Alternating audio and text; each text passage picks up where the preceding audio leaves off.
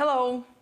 Meu nome é Natália Passos. Hoje eu vou falar para vocês sobre algo que é muito importante em inglês e que muitas vezes as pessoas nem param para pensar nisso, que é em relação à musculatura. Agora você deve estar pensando o que tem a ver uma coisa com a outra, né? Calma que eu vou chegar lá.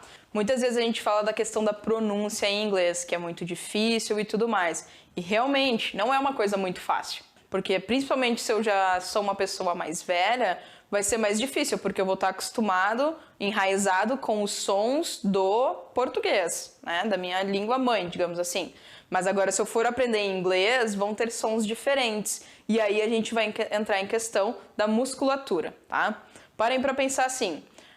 Um jogador de futebol, se ele quer ser muito bom, ele tem treinos onde ele vai aprender a chutar, a driblar. A mesma coisa alguém que quer aprender a nadar, ele vai o quê? Ele vai aprender, vai entrar na piscina, o instrutor vai mostrar para ele como ele tem que fazer com os braços e ele vai ter que trabalhar os músculos dele ali para que ele consiga chegar numa forma excelente, se ele quer chegar nesse objetivo.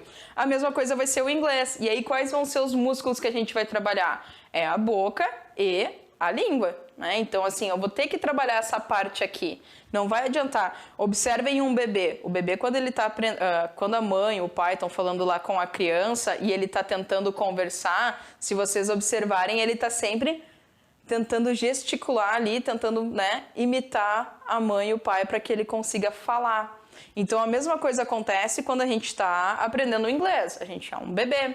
Então, quando o teu professor for lá e dizer, me imita, repete, tem que tentar imitar o mais próximo possível, né? Se não conseguir fazer igual, mas que seja o mais próximo possível. E lembrar que não conseguir agora não quer dizer que eu não vou conseguir depois.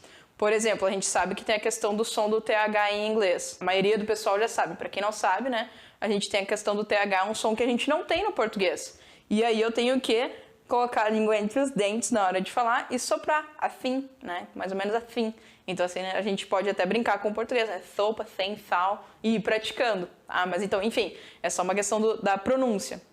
E aí, esse TH, eu posso fazer um som de F, que é mais parecido, mas eu não vou estar fazendo o som do TH. Então, assim, dependendo da minha palavra, eu posso mudar o contexto do que eu quero falar. Então, a questão da pronúncia, ela é muito importante. Claro que você não vai sair falando palavras soltas por aí, sempre vai ter um contexto. Então, se a minha pronúncia não sair bem direitinho, as pessoas às vezes vão conseguir entender pelo contexto. Mas a gente sabe o quanto é chato a gente ter que ficar adivinhando o que as pessoas estão tentando falar.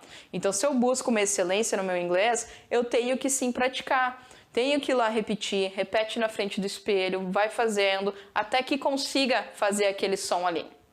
E aí entra um pouco, às vezes, a questão da própria timidez, né? Eu não vou colocar a língua para fora na hora de falar. Se você não fizer, você não vai conseguir. Não vai ter o som do TH em inglês.